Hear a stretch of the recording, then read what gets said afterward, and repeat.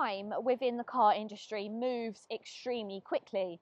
There's always a new car being released, and each and every time it's just as exciting as the last. When I worked at Volkswagen 5 years ago, I was only there for 2 years, and I got to see the entry of some really significant Volkswagens. You had the T-Roc, you had the T-Cross, and you had this, the Arteon.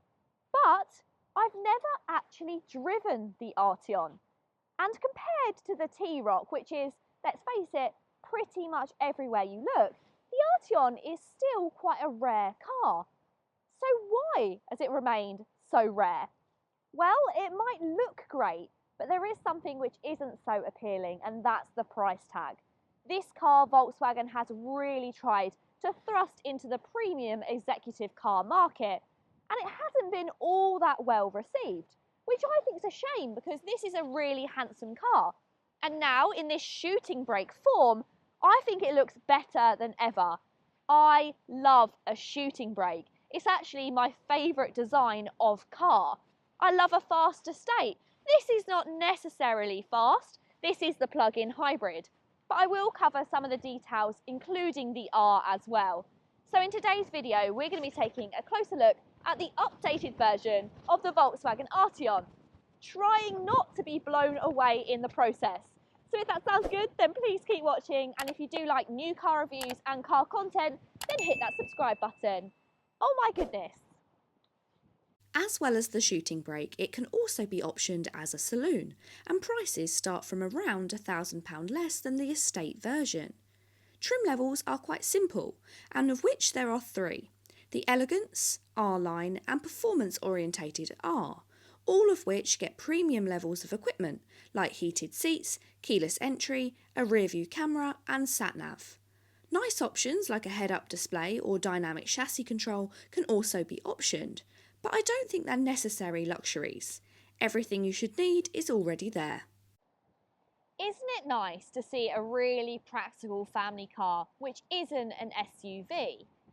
The Arteon is really sleek and stylish, although I don't think it's particularly complemented finished in this red. I do prefer it in a dark grey or in a blue.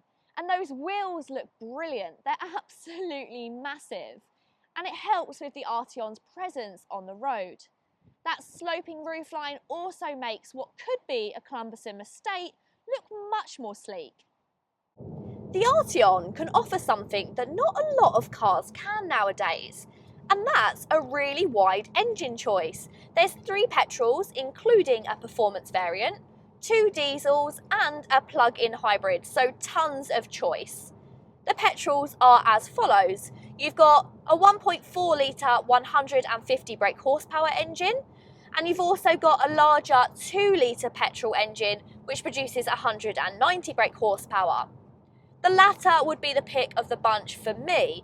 Personally, I think 150 brake horsepower is not quite enough in an executive car like this. The last, of course, is an R. There is an Arteon that wears an R badge, and it's packing over 300 brake horsepower from a 2 litre petrol engine. Impressive. If you want a fast estate, which, don't call it an estate, if you want a fast shooting brake, sorry Volkswagen, then this could be one for you. You've then got the 2 diesels. I'm not completely sure on the actual engine size, but again, they have similar power outputs. These are really suited to these cars, especially if you're going to be doing long miles. And of course, they give you a great fuel economy. Once again, I'd want to go for the slightly more powerful option. The last is a plug-in hybrid. That's the one that I'm driving today. That combines the 1.4 litre petrol engine and also an electric motor. And together, these produce 200 and I think it's around 1 brake horsepower. Pretty good. And it can also go on electric for 38 miles.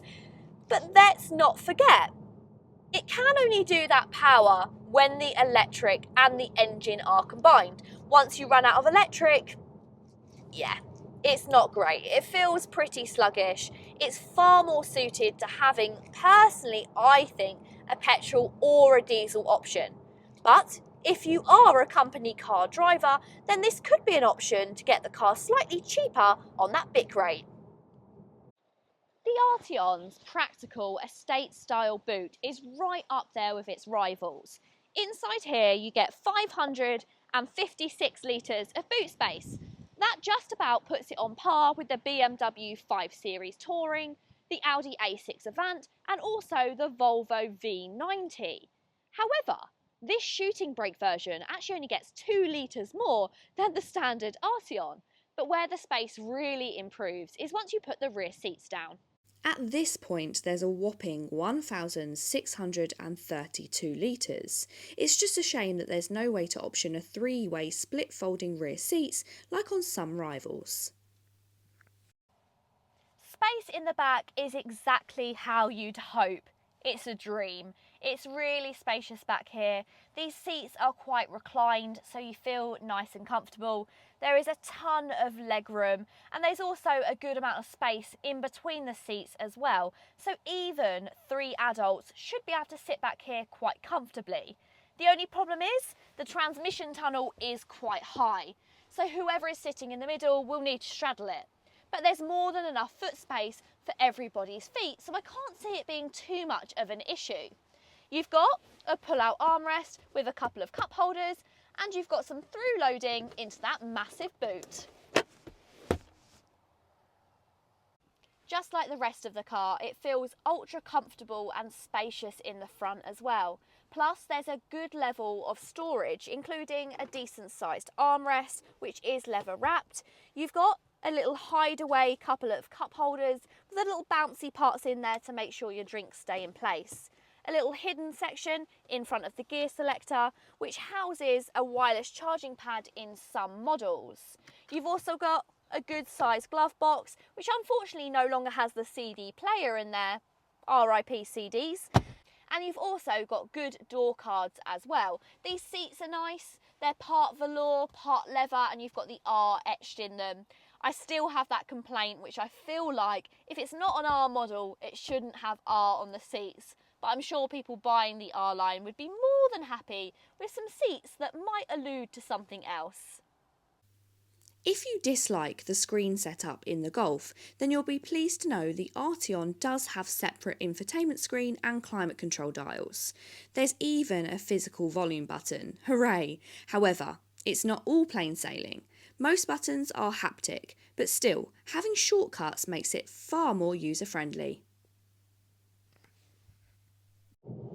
On the road, the Arteon shooting brake handles really well. You wouldn't think that this is a large car. It darts around like a small car. The steering is really well weighted and it's good in corners. However, once you do get up to slightly higher speeds, it does lose a little bit of that composure.